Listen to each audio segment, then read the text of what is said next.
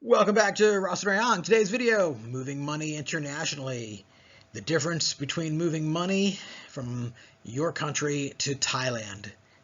How much does it cost and how long will it take? Based on my own personal experience.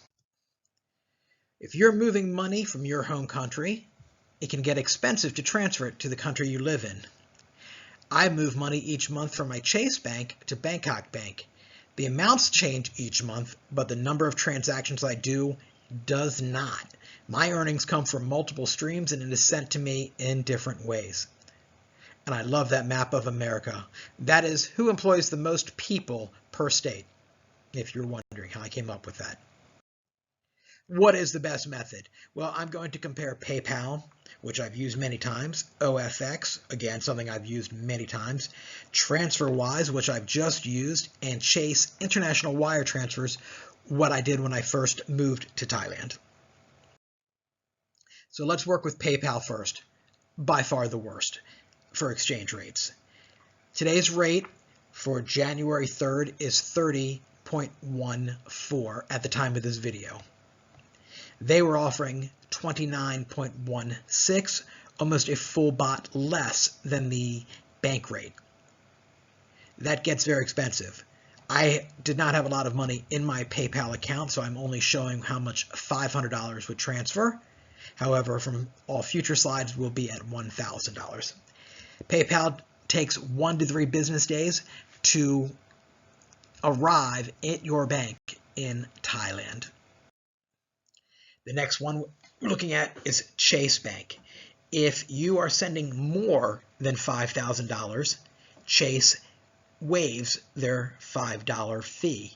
However, they offer a horrible exchange rate. Again, today's rate, 30.16, and they are offering 29.25. Not a great rate at all. They do take between 2 to 4 business days to complete, as advertised on their site. My own personal experience, it takes 2 days. The next one I've used, and I did this yesterday, is TransferWise. TransferWise was the only site that I found that actually gives you a breakdown of all of their fees. And as you increase your amount, those fees do increase.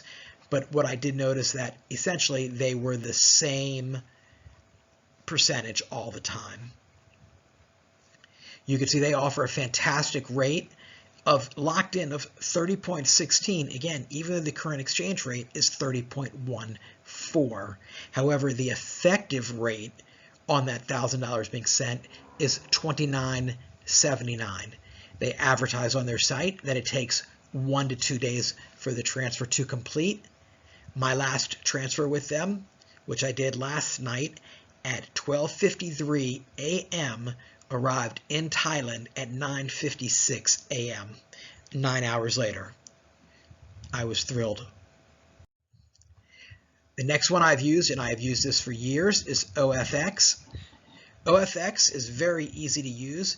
You put in how much you want to send, to what currency you want to send it to, and they will show you the rate of it. And today's rate for them at this time is 29.89. If you want to lock in a rate, if you see that the rates are fluctuating, you can call them once you've established your account with them and put in a bid rate.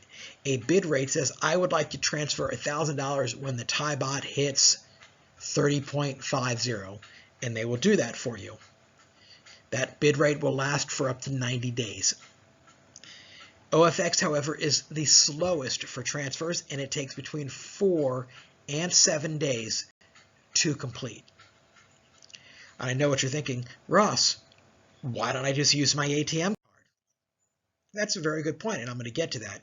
But to recap, you can see if you need to move money and you need it now, go to the ATM machine if you're in a pinch.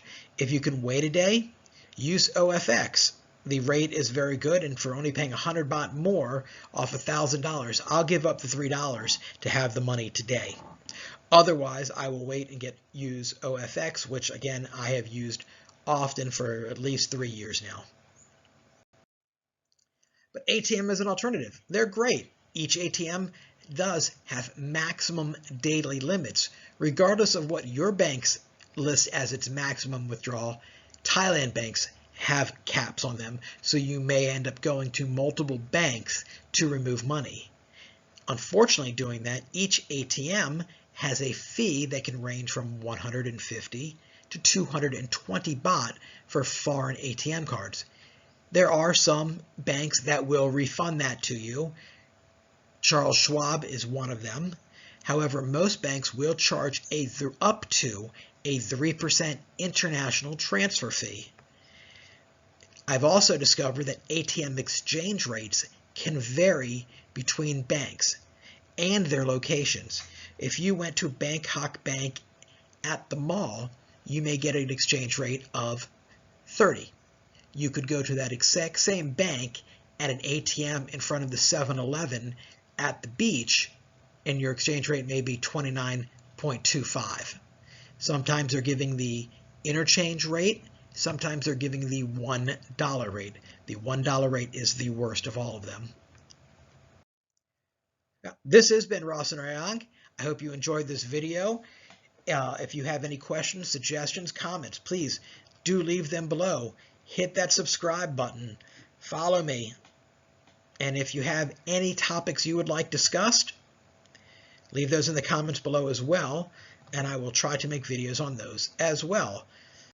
Where my little picture is about where I reside in Rayong, so you can get an idea of where I am compared to the beach and how close I am to everything in Rayong.